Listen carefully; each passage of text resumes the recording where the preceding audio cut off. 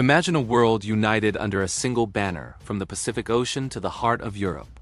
This wasn't a distant dream, but the reality forged by Genghis Khan and his descendants.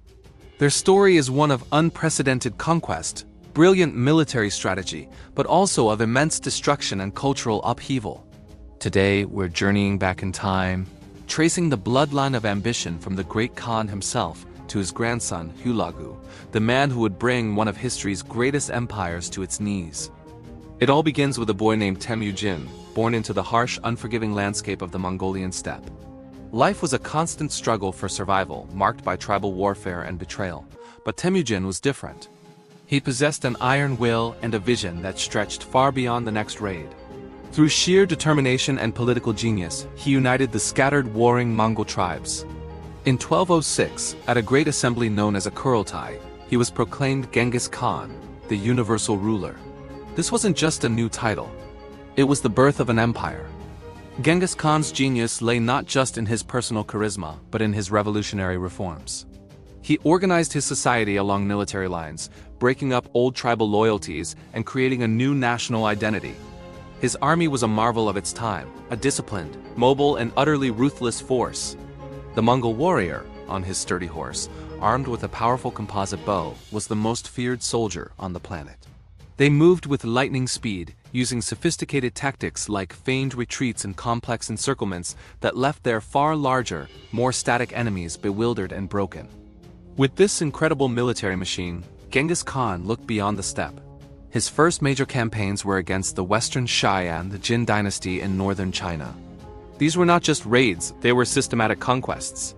Cities that resisted were often wiped from the map, a terrifying message to others who might defy the Khan. The Mongols were masters of psychological warfare. The fear they inspired often preceded their armies, causing cities to surrender without a fight. Next, his gaze turned west. The Khwarezmian Empire, a vast Muslim sultanate stretching across modern-day Iran, Afghanistan, and Central Asia, made a fatal mistake. They executed Mongol envoys. For Genghis Khan, this was an unforgivable insult.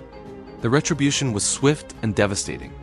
In a campaign that became legendary for its brutality, the Mongols swept through the Khwarezmian lands. Great centers of learning and culture like Samarkand and Bukhara were sacked and burned. Libraries were destroyed, and populations were massacred. It was a wave of destruction that sent shockwaves across the Islamic world, a trauma that would be remembered for centuries. When Genghis Khan died in 1227, he left behind the largest contiguous land empire in history. But his work was far from over. He had laid the foundation and left his sons and grandsons with a divine mission to conquer the entire world. According to Mongol belief, the eternal blue sky had granted them dominion over all peoples. The succession passed to his third son, Ogedei Khan, who was chosen for his generous and congenial nature, a personality seen as capable of holding the vast, complex family together. Under Ogedei, the empire didn't just consolidate. It expanded with renewed vigor. The conquest of the remaining Jin territories in China was completed. Mongol armies pushed deep into Russia, smashing the Kiev and Rus principalities one by one. They then stormed into Europe, defeating Polish, German, and Hungarian knights at the battles of Legnica and Mohi in 1241. Europe was in a state of panic. It seemed nothing could stop the Mongol horde. The Pope called for a new crusade, not against Muslims in the Holy Land, but against the mysterious invaders from the east. Europe was on the brink of subjugation, saved only by a twist of fate. News arrived from the capital, Karakoram. Ogedei Khan was dead. According to Mongol tradition, all princes of the bloodline had to return to the homeland to elect a new great Khan. The Mongol armies turned back, leaving a terrified and bewildered Europe behind. The years following Ogedei's death were marked by internal power struggles. The regency of his widow, Torajin, and the eventual rise of his son Guyuk were short-lived. The empire was so vast that communication and governance were immense challenges. Power eventually shifted to another branch of the family, the descendants of Tolui, Genghis Khan's youngest son. In 1251, Tolui's son, Mongke, was elected Great Khan. Mongke was a capable and stern ruler, deeply committed to his grandfather's vision of world conquest. He shared power with his brothers, creating a sort of imperial family enterprise. He tasked one brother, Kublai, with completing the conquest of China. He gave another brother, Hulagu, a different, equally monumental mission: to destroy the remaining Muslim powers in the Middle East.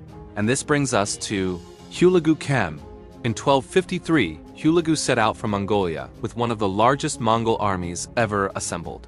His objectives were clear: destroy the Nizari Ismailis, a Shia sect better known as the Assassins, and then demand the submission of the Abbasid Caliph in Baghdad. The Assassins were based in a series of impregnable mountain fortresses in Persia, most famously Alamut. For centuries, they had terrified the region's rulers with their targeted political killings. But their mountain strongholds were no match for Mongol siege engineering. Hulag's army brought with them Chinese engineers and a fearsome array of siege weapons. One by one, the fortresses fell. By 1256, the power of the Assassins was broken forever. With the first objective complete, Hulagu turned his attention to the ultimate prize: Baghdad. For 500 years, Baghdad had been the heart of the Islamic world, the seat of the Abbasid Caliphate. It was a city of immense wealth, culture, and symbolic importance. The Caliph al-Musta'sim was a weak and indecisive ruler. He arrogantly refused Hulag's demand for submission, failing to grasp the mortal danger he was in. In 1258, Hulag's army arrived at the gates of Baghdad. The siege was short. Mongol forces breached the walls, and what followed was one of the most catastrophic events in world history. For a week, the city was subjected to an orgy of destruction. Estimates of the death toll ranged from several 100,000 to over 1 million. The Grand Library of Baghdad, the House of Wisdom, containing countless precious manuscripts on science, medicine, and philosophy, was destroyed. Survivors claim the waters of the Tigris River ran black with the ink of books and red with the blood of scholars. The Caliph himself was captured and, according to legend, was rolled in a carpet and trampled to death by horses, a Mongol custom for shedding royal blood without directly spilling it. The fall of Baghdad was a psychological blow from which the Islamic Golden Age never fully recovered. It marked the end of the Abbasid Caliphate and a fundamental shift in the political and cultural landscape of the Middle East.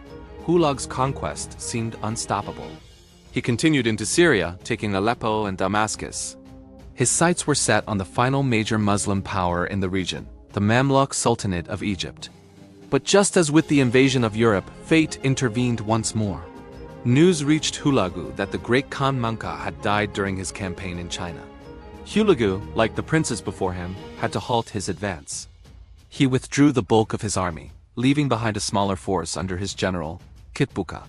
This gave the Mamluks their chance. At the pivotal Battle of Ain Jalut in 1260, the Mamluk army, led by Sultan Qutuz and his general Baybars, decisively defeated the Mongol force. It was the first time a major Mongol army had been permanently stopped in open battle. The myth of Mongol invincibility was shattered. The death of Monkey Khan was a turning point. The struggle for succession between his brothers, Kublai and Arik-Bok, fractured the Mongol Empire for good. It broke apart into 4 successor states, or Khanates: the Yuan dynasty in China, ruled by Kublai Khan; the Golden Horde in Russia; the Chagatai Khanate in Central Asia; and the Ilkhanate in Persia, founded by Hulagu himself. Though technically part of a larger empire, these Khanates increasingly acted as independent and often rival kingdoms. Hulag's Ilkhanate became a major power in its own right, ruling over Persia, Iraq, and Anatolia.